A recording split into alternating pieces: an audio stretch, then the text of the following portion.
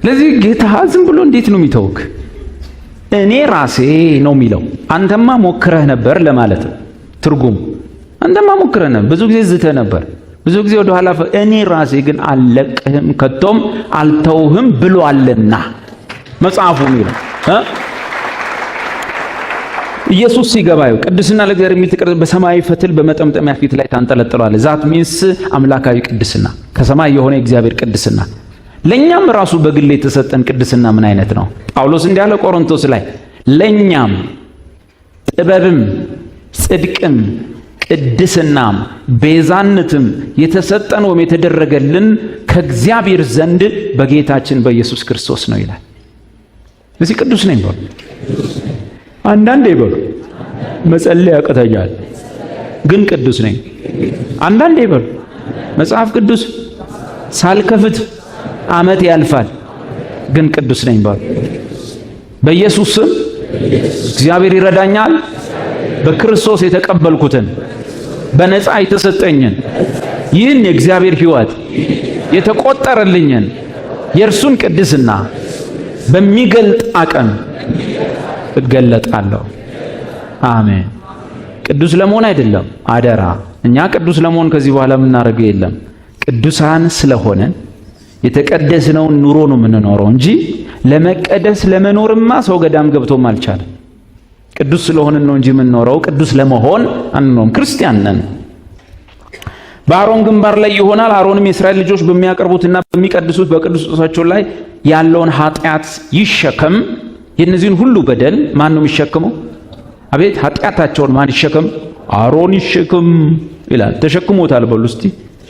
ኃጢአቴን ሁሉ የኔ አሮን ታላቁ ሊቀ ካህናት የእግዚአብሔር ልጅ ኢየሱስ በእግዚአብሔር ፊት ኃጢአቴን ተሸክሟልና ኃጢአቴ በእኔ ላይ የለም። እርሱ ቅዱስ ነው፣ እግዚአብሔርን ይመጥናል። እኔ እንድቀርብ ኃጢአቴን ተሸክሟል። አሁን እንዲህ ቀጥሎ ምን ይላል?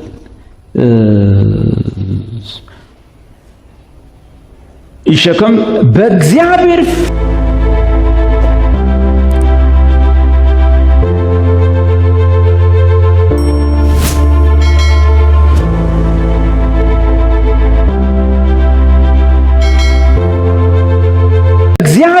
ፊት ሞገስ እንዲሆንላቸው። በማን ፊት ሞገስ? ምን ማለት ነው? ሞገስ ማለት ፌቨር፣ በእግዚአብሔር ፊት የማይገባው ሰው የሚደረግ መቀበል፣ ተቀባይነት ማግኘት። ሰዎች ሁሉ ኃጢአትን ሰሩ፣ እግዚአብሔር ምድርን ሊያጠፋ በዋሰበ ነው። ግን በእግዚአብሔር ፊት ሞገስን አገኘ። እግዚአብሔር ፌቨር አረገ፣ ግሬስ አገኘ፣ ተቀባይነትን አገኘ። አሁን መጽሐፍ ምን ይላል? ይሄ የወርቁ ቅጠል ቅድስና ለእግዚአብሔር የሚለው የሚፈሩ ሰዎች አሉ። ለምን? እግዚአብሔር የሚፈልገውን አይነት ቅድስና ማሟላት ሰው አይችልም። ስለዚህ እስራኤላውያን በእግዚአብሔር ፊት መቀበልን ማግኘት አይችሉም። ስለዚህ ሞገስ እንዲሆንላቸው ሊቀ ካህናቱ ምን የሚለውን ለብሶ ይገባል? ቅድስና ለእግዚአብሔር። በእርግጥ ሕዝቡ ችግር አለበት። እግዚአብሔር ሆይ ግን ቅድስና ለእግዚአብሔር። እግዚአብሔር በዛ ውስጥ አንድ ቀን እነሱን የሚወክለውን ቅዱስ ካህን ያየዋል። ከዛ ለሕዝቡ ተቀባይነት ወይንም ሞገስ ይሆንላቸዋል። ኦኬ ይባላል፣ መግባት ይችላል። ሞገስ እንዲሆንላቸው ቅጠል የሚመስለው ምልክቱ ሁሉ ጊዜ በግንባሩ ላይ ይሁን። አሮን በገባ ጊዜ ሁሉ ይሄን ማድረግ አለበት። ምን እንዲሆንላቸው? ተቀባይነት እንዲያገኙ፣ ሞገስ እንዲሆንላቸው። እስቲ እግዚአብሔር ሆይ በቀን 24 ሰዓት በሳምንት 7 ቀን ዓመቱን ሙሉ በፊቱ ተቀብሎኛል።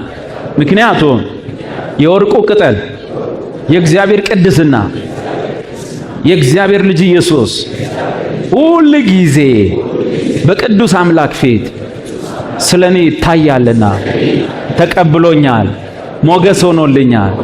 በድፍረት ገባለሁ፣ እጠይቃለሁ፣ ጸጋና ምሕረትን እቀበላለሁ። መብቴ ነው፣ ድርሻዬ ነው።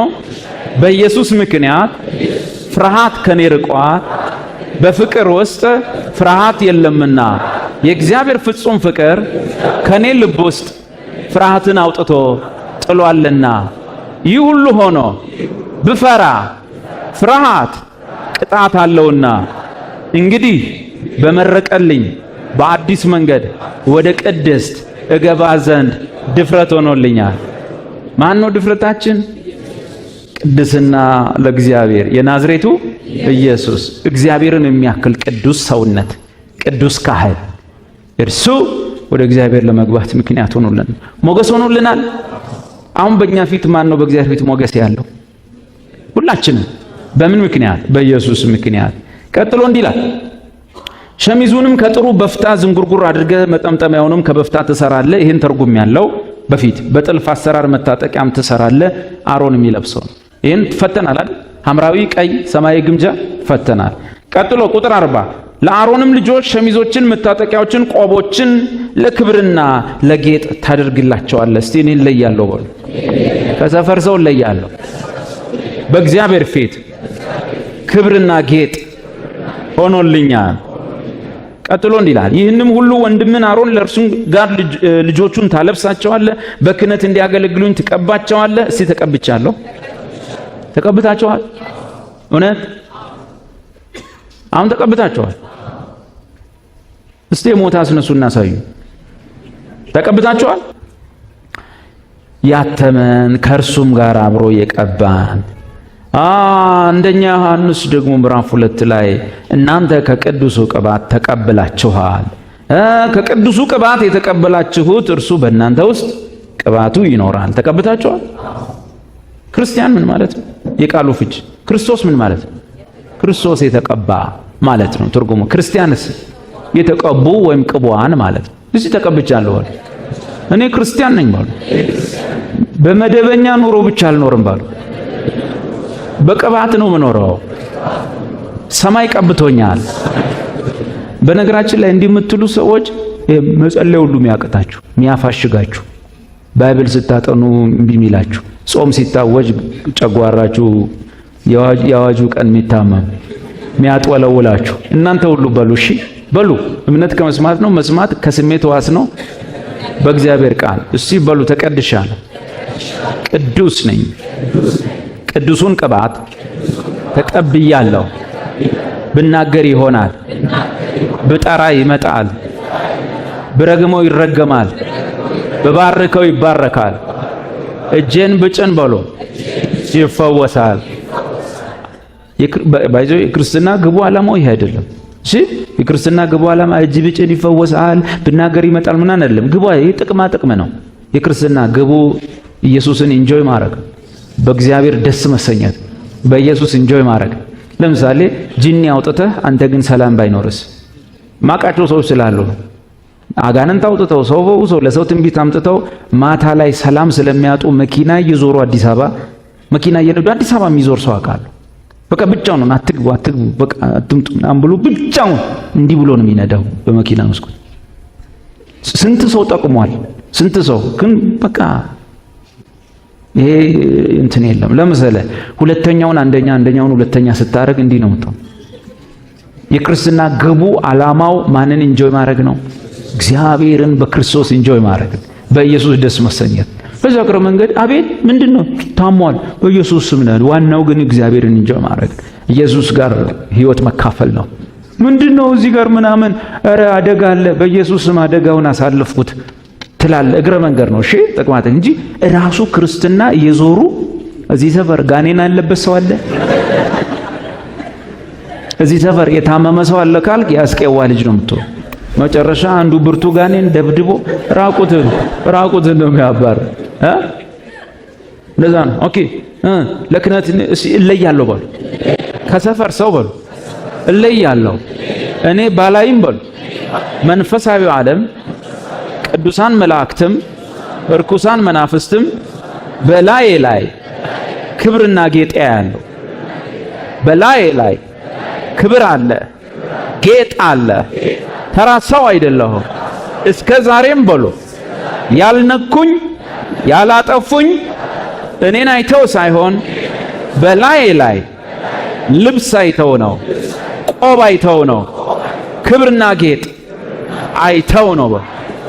መጥፎ ምን መሰለ? በብሉይ ኪዳን ጨርቅ ተሰፍቶ ነው ቆም ያደርጉት የአሮን ልጆች። አይገርምም? አሁን በአዲስ ኪዳን ሰው ይሄን አንቦ ጨርቅ ቢሰፋስ? መርካቶ ሄዶ ቢያሰፋ ሼም እኮ ነው። ከነቆብ ጋኔን ይገባባል። እስቲ እኔ ክርስቶስ አእምሮ አለኝ በሉ። ከቆብ ያልፋል በሉ። እኔ ክርስቶስ ጽድቅ ለብሻለሁ በሉ። ከጨርቅ ያልፋል በሉ። ስለዚህ ክፉ እጁን ሊያሳርፍብኝ አይችልም። ከሰፈር እለያለሁ በሉ። ከሰው እለያለሁ በሉ። መጽሐፉ ነው የሚለው ለአሮን ልጆች ለነሱ ክብርና ጌጥ እንዲሆን ለየት ያለ ሸሚዝ። አደራ ሸሚዝ እንዳትገዙ ሄዳችሁ። ገብቷችኋል አይደል? ሸሚዝ እስቲ ልብሴ ክርስቶስ ነው በሉ። ሰው ወደ እኔ ሲቀርብ በሉ የተለየ ነገር ይገጥመዋል። ለምክር ሲመጣ፣ ለመፍትሄ ሲመጣ ከሰፈር ምክር የሚለይ ምክር ይገጥመዋል። ሰው እኔ ጋር ሲመጣ ለየት ያለ ነገር ገጥሞት ነው የሚሄደው። እውነቴን እኮ ሁላችሁ እዚህ ውስጥ ያላችሁ እያንዳንዳችሁ እንደ ሌላው ሰው መቼስ አሁን እዚህ ምን እናቶችም አባቶችም እህቶችም ወጣቶችም አለ የታመመ ሰው ቤት ገብታችሁ መቼስ እንደ ኢትዮጵያ ሕዝብ ጠዋት ተነስተ ተልባ በባዶ ሆድ አብሽ ትሉታላችሁ። ከዛ አልፉም እናንተ ያልፋል። ፈቃደኛ ነህ ትሉታላችሁ። በጌታ ካሉ ፈቃደኛ ነህ። አንዴ ልጸልይ፣ አንዴ እጄን ጭኜ ልጸልይ። አንዳንዶች መናፈቅ ልታደርጉኝ እናንተ እኮ የምታስተላልፉት ነገር አለ ይላል። በልሽ ጌታ ይማረ ትለዋል። አንዳንዱ ግን የታመመ ሰው ውሸቱን የታመመ ሰው ይህ በደንብ ነው የሚፈልገው። እናቱ ስትሄድ አባቱ ሲሄድና በእናትህ ጸልይልኝ ይላል። ጸልይ። ጸጋ እንዴት ነው የሚገለጠው? እግዚአብሔር ጸጋ የሚገለጠው አንደኛ ሁለተኛ አይልም። እግዚአብሔር ክርስቲያን ነህ ዛሬ ጀምር፣ ዛሬ ሆኖ በእኔ የሚያምኑ እጅ ይጭናሉ ብሏል። ዝም ብለህ ጫን። ምን ጨነቀ? ሰውየው ከሞተም ይሙት። ዋናው ነገር አንተ ተስፋ አትስጥ። እጅ ጭነህ ትነሳለህ። ገና ኢትዮጵያን ትዞራለህ። ለምን ይዞራል? ቤተሰብ አለው፣ አርፎ አይቀመጥም። በቃ የጴንጤን መንገድ አትከተል፣ የቃሉን መንገድ ተከተል። የጴንጤን መንገድ ከተከተል ወይ ትስታለህ ወይ ትፈራለህ። ሲስቱ ስላየ ትፈራለህ። የቃሉን ካየ ግን በእኔ የሚያምኑ እጅ ይጭናሉ ብሏል። እኔ ጴንጤም ኦርቶዶክስም አይደለሁም፣ በኢየሱስ አምናለሁ። ወንድሜ እንዴት ነህ? እጅ ትጭናለህ። አለቀ። ኢየሱስ በእኔ የሚያምኑ እጅ ይጭናሉ፣ ሰውየውም ሪከቨር ያደርጋል ይላል። አለቀ። በማግስቱ ጥሩምባ ቢነፋስ ይነፋ። የኔ ድርሻ ምንድን ነው? እጅ ጭናለሁ፣ እጅ ጭኛለሁ። በቃ እኔ ምን አገባኝ? የጫንኩለት ሁሉማ መኖርም የለበት። እውነት ውሸት መልቀቅ አለበት። ሰው ቦታ መልቀቅ አለበት። ምድሪቱም አትበቃም፣ እንጀራም አይበቃን። ሰው ጊዜውን ሲጨርስ መሄድ አለበት። እቺን በእናታችሁ እቺን አንቤ ልሂድ። ቁጥር 42 ኀፍረተ ሥጋቸውንም ይከርኑበት ዘንድ የበፍታ ሱሪ ታደርግላቸዋለህ። ውፈይ ይውላችሁ። አዳም መጀመሪያ ላይ ኃጢአትን ሲሰራ ያሳፈረው ደረቱን አይቶ ነው? እግሩን አይቶ ነው አይደል? በፊትም በደንብ ያያቸዋል። ግን ምንም እያለ ያላየውን ነገር አየ። ራቁታቸው መሆናቸውን አወቁና ሁለቱም ቅጠል አገለደሙ። ምናቸው ላይ? ወገባቸው፣ ደረተ ነው። አጉል ቦታ። ኦኬ። ስለዚህ ምን ተብሎ ይታሰባል? ያ በእግዚአብሔር ፊት ሼም የሆነበት ራቁት የሆነበት ፈርቶ እንዲሮጥ ያደረገው ነገር ገመናው ነው። እግዚአብሔር የዕለት ሁለት ምን አደረገ? ከኔ ፊት እርቃንን እንደሆን ካውቀ አዳም እኮ ስንት ዓመት ሙሉ እርቃኑን ነው ይኖር። በእግዚአብሔር ፊት ልብስ ለብሶ አያውቅም፣ ግን ምንም ተሰምቶት አያውቅም። ምንም። ሴትዮዋም እንደዛ አበባ ውስጥ እንጆ መጀመሪያ እንደ ሰዓቱ ራቁታቸው መሆናቸውን አወቁ። ኦኬ። ስለዚህ ብዙ ጊዜ ይሄ ራቁቱ ነገር ከምን ጋር ይገናኛል? ሰው በኃጢአቱ ምክንያት ልክ ሰው ራቁቱን ሲሆን ሰው ፊት እንደሚፈራ ሰው በመንፈሳዊ ዓለም ላይ ባለ ራቁትነት ከእግዚአብሔር ይሸሻል። የኢትዮጵያ ሁሉ ሸሽቶ ነው ያለው። ምን ሲባል ልብስ ለብሷል፣ ስሪፒስ ለብሷል፣ ግን መንፈሳዊ ራቁት። መንፈሱ ገላው እርቃኑ ሼም በሼም ነው። ስለዚህ ምን ያደርጋል? አዳም ወደ ዛፍ ሮጠ። አንዳንዱ የኃጢአት ፍርሃት፣ የኃጢአት ክስ፣ የመንፈስ ራቁትነት ስላለበት ሮጦ እንትን ውስጥ ይደበቃል፣ ጠጅ ቤት ውስጥ። አንዳንዱ ሳይንስ ውስጥ ይደበቃል፣ ትምህርት ውስጥ። ሁሉም ሰው ዛፍ አለው። እንደኛ አይነቱ ደግሞ ሃይማኖት የሚባል ዛፍ ውስጥ ነበር። ሃይማኖት ውስጥ በአንድ ልደታ በሁለት ባታ ይርክ ሁሉም ዛፍ ነው። ገብተዋል? ዛፍ ነው። ስለዚህ እግዚአብሔር ያንን የሰውን ራቁትነት በስጋ ሰው ከሰው ፊት እንደሚያፍርና እንደሚሸሽ በመንፈስ ዓለም ያለ የኃጢአት እርቃን በእግዚአብሔር ፊት ስለሚያሸሽ ያንን መንፈሳዊ እርቃን የሚሸፍን የሚመስል ጥላ የሚመስል ነገር አረገ። ያው ታውቁታላችሁ። እንስሳ ተሰዋ፣ ቆዳው ተገፈፈ፣ ቁርበቱን ለበሱ። እግዚአብሔር ልብስ አለበሳቸው፣ አዘጋጀላቸው፣ አለበሳቸው። ልክ ያን ጊዜ እግዚአብሔር የሰውን ገመና ለመሸፈን ራሱ ንጹህ እንስሳ ሰውቶ ቆዳውን እንዳለበሳቸው እንደሰፋላቸው እንዳደረገላቸው እግዚአብሔር ከዛን ቀን ጀምሮ በሌላ ነገር መናገር ጀመረ። አሁን ምን አለ? የአሮን ልጆች በእግዚአብሔር ፊት ሲቀርቡ እኔና እናንተ ነን። እሺ፣ የአሮን ልጆች በእግዚአብሔር ፊት ሲቀርቡ ኀፍረተ ስጋቸው እንዳይገለጥ። ዛት ሚንስ ምን ማለት ነው? በኃጢአት ምክንያት የመጣ ባዶነታችን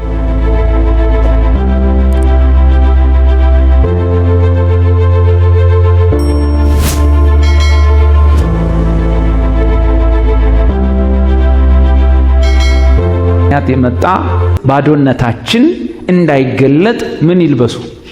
የበፍታ ሱሪ። በፍታ የሚለው ወሳኝ ነው። ልብስ አለ መጽሐፍ ቅዱስ ውስጥ የበፍታ ልብስ አለ። የተልባ እግር ልብስ በራእየ ዮሐንስ ላይ ተጽፏል። ወደ ምዕራፍ 20 የተልባ እግር ልብስ የሰዎች መልካም ስራቸው የተልባ እግር ልብስ። በዚህ ቦታ ግን በእግዚአብሔር ፊት ግን ስትመጣ ራቁት እንዳይታይ የበፍታ ልብስ ይልበስ። የበፍታ ልብስ ምንድን ነው? በአዲስ ኪዳን ተርጉመናል። የእግዚአብሔር ጽድቅ ማለት the righteousness of God። የራሱ እግዚአብሔር ጽድቅ በምንድን ያወቅነው? ፈትሎቹን ቆጥረን ሰማያዊ፣ ቀይ፣ ሐምራዊ በወርቅ የተፈተለ አይደለም። ጳውሎስ ምን አለ? ኢየሱስን ምን አለው? አንድ የእግዚአብሔር ጽድቅ አሁን ተገልጧል፣ በስራ አይደለም፣ ልዩነት የለምና። አሁን ግን በነቢያት መጽሐፍ ጻፈለት የእግዚአብሔር ጽድቅ ተገልጧል። ይህም በኢየሱስ በማመን የሚገኘው የእግዚአብሔር ጽድቅ ነው። እዚህ ቤት ውስጥ ያለነው ሰዎች የተልባ እግር ልብስ ማለት መልካም ስራህን፣ የቅዱሳን መልካም ስራ፣ በጎ ማድረግ፣ አስራት ምናምን የምትከፍሉ በየቸርቻችሁ፣ እኛ ቸርች አስራት አንቀበልም፣ ስጦታ ብቻ ነው። ምንድነው ደግሞ ጥሩ ነገር አገልግሎት ውስጥ ምናምን ውስጥ ዳማ ማብላት ምናምን እነዚህ ነገሮች ይዘህ በእግዚአብሔር ፊት ከመጣ መለመላህ ነው የሚታይ፣ ራቁትህ ነው። የተልባ እግር ልብስ ልበሱ አይልም። እግዚአብሔር ፊት ስትቀርቡ መለመላህን እንዳትሆን የበፍታ ልብስ ልበሱ። የበፍታ ልብስ የማን ጽድቅ ነው ብያለሁ? የእግዚአብሔር ጽድቅ ማለት ነው። በእግዚአብሔር ፊት የሚያቆመን በክርስቶስ የተቀበልነው የእግዚአብሔር ጽድቅ ነው። ሮሜ 3 ቁጥር 20 ስጋን የለበሰ ሁሉ በእርሱ ፊት ጻድቅ ሊሆን አይችልምና አሁን ግን በሕግና በነቢያት መጽሐፍ ይመጣል ተብሎ የተመሰከረለት የራሱ የእግዚአብሔር ጽድቅ ተገልጧልና ይህም ጽድቅ በኢየሱስ በማመን የሚገኘው የእግዚአብሔር ጽድቅ ነውና ምክንያቱም ልዩነት የለም፣ ሁሉም ኃጢአት ሰርተዋል፣ የእግዚአብሔር ክብር ጎድሏቸዋልና በኢየሱስ ክርስቶስ በሆነው ቤዛነት በኩል እንዲያው በጸጋው ይጸድቃሉ። እንግዲህ ትምክህት ወዴት ነው? እርሱ ቀርቷል። በመልካም ሥራ ነውን? አይደለም፣ በእምነት ነው እንጂ ሰው አለምንም መልካም ሥራ በእምነቱ እንደሚጸድቅ እንቆጥራለንና መጽሐፍ እንደሚል በእግዚአብሔር ፊት ስንቀርብ በማን ጽድቅ እንቅረብ? በሰራናት ታምራት ኃይሌ ዘመረው እንዳትረሱ። ስራዬን ሸሽጌ ጸጋን ተደግፌ። ስራ ጥሩ ነው። በእግዚአብሔር ፊት ግን ስራን ይዞ መቅረብ ጥሩ አይደለም። የትኛው ስራ ደግሞ ይዘህ ብትቀርብ እኮ እንዳልኳችሁ ጥሩ አይመጣም። መጽሐፍ ምን ይላል? እንኳን ኃጢአታችን ጽድቃችንም ሁሉ በፊቱ የመርገም ጨርቅ። እግዚአብሔር ቅዱስ ነው። እግዚአብሔር በጣም ንጹህ ነው። ለለማኝ አንድ ዳቦ ሰጥተህ የምትቀርበው አይደለም። የሆነ ገጸ ባህሪ አምላክ የለም። የእስራኤል አምላክ የቤተ ክርስቲያን አባት የጌታ ኢየሱስ ክርስቶስ አባትና አምላክ እሱ ነው። እሱ ፊት በቲያትር አይቀርብም። እሱ ፊት አንዳንድ በጎ መስሎ ነገሮች አድርጎ 40 ሰግዶ አይቀርብም። እሱ ቅዱስ፣ እሱ ንጹህ ነው። መላእክት እንኳን በፊቱ እስካሁን ስንፍና ይከሳቸዋል። ኢዮብ 4:17 መላእክት እንኳን በእርሱ ፊት አንድ ስንኳ ሰው ጻድቅ መሆን አይችልም። ስጋ የለበሰ ሰው በፈጣሪው ፊት ንጹህ ሊሆን አይችልም፣ ፈጽሞ አይችልም። ታዲያ በሕግና በነቢያት የተመሰከረለት የእግዚአብሔር ጽድቅ መጽሐፍ ምን ይላል? ሁላችንም እንደ ቅጠል ረግፈናል፣ ኃጢአታችንም እንደ ንፋስ ወስዶናል፣ ጽድቃችን ሁሉ የመርገም ጨርቅ ነው። ቀጥሎሳ እግዚአብሔር ግን የመዳን ልብስ አለበሰኝ፣ የጽድቅንም መጎናጸፊያ ደረበልኝ። ያለበሰኝ እሱ፣ የደረበልኝ እሱ። ደህንነት የእርሱ፣ ጽድቅ የእርሱ።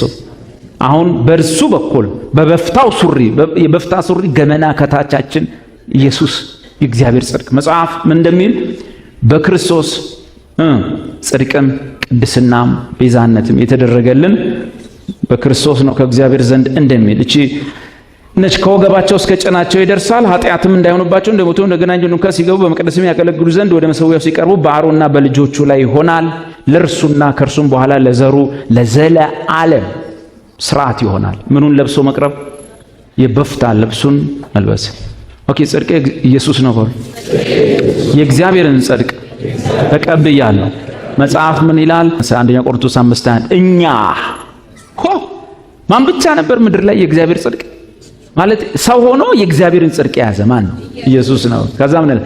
እኛ በእርሱ ቦታ ሆነን የእግዚአብሔር ጽድቅ እንሆን ዘንድ ኃጢአት ያላወቀውን እርሱን ስለኛ ደግሞ ኃጢአት ስፍራ ቀየረ። እርሱን እኔ ቦታ ላይ የኔ ኃጢአት እኔስ በእርሱ የማን ጽድቅ? እኛ በእርሱ ሆነን የማን ጽድቅ እንሆን ዘንድ?